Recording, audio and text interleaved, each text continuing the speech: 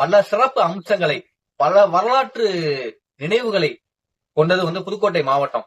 அதாவது இந்தியா சுதந்திரம் பெற்ற பிறகும் தனி சமஸ்தானமாக விளங்கியது புதுக்கோட்டை.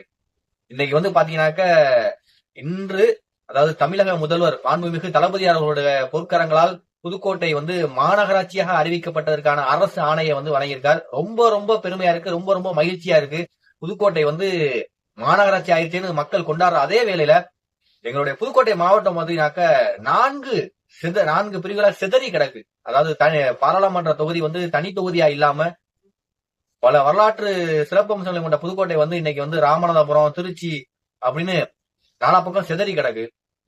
எந்த மக்கள் எந்த பிரச்சனைக்கு எந்த எம்பி பாக்குறது கூட தெரியாம மக்கள் திண்டாடிக்கிட்டு இருக்காங்க. அந்த அளவுக்கு சிதறி கிடக்கு.